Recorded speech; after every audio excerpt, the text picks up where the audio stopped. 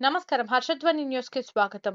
ఆదోని నగరానికి సంబంధించిన రామజల ధోబీ ఘాట్ సందర్శించి శిథిలావస్థలో ఉన్న ధోబీ ఘాట్ యొక్క మరమ్మతుల గురించి, కమ్యూనిటీ హాల్ భవన నిర్మాణం గురించి రజక సంఘం నాయకులతో కలిసి పర్యటించి విషయ అవగాహన తర్వాత ప్రభుత్వం దృష్టికి తీసుకెళ్లే విధంగా కృషి చేస్తాను అని సంఘ పెద్దలకు భరోసా ఇచ్చిన ఆంధ్రప్రదేశ్ రజక ఫెడరేషన్ చైర్మన్ సి. సావిత్రి గారు.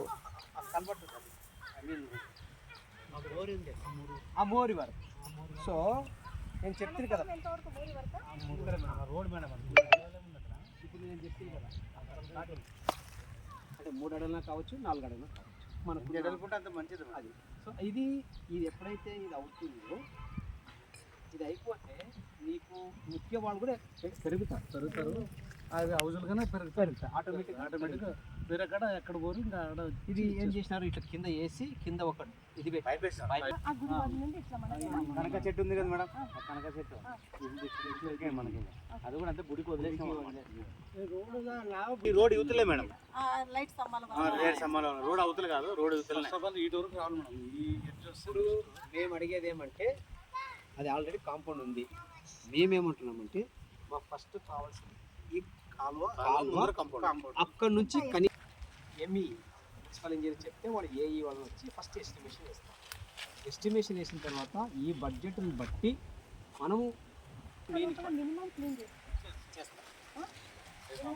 మీటింగ్ వేసి మాట్లాడి మనం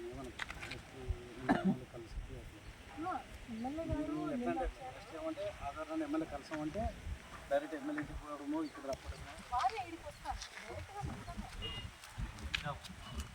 ఫస్ట్ మాట్లాడతాను అంటే ఇది తెలుసుకుంటారు అది ఏమన్నా తెలుసుకున్న తర్వాత ఆయనకి ఎక్స్ప్లెయిన్ చేస్తుంది.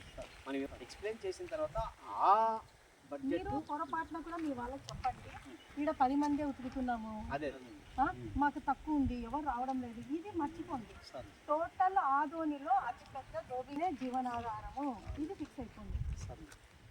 ఇంకోటి ఇవన్నీ ఫోటోస్ ఎవిడెన్స్ అన్నీ ఉన్నాయి అవన్నీ చూసుకుంటాను మీకు హ్యాండ్ చేస్తాం అవన్నీ ఒకవేళ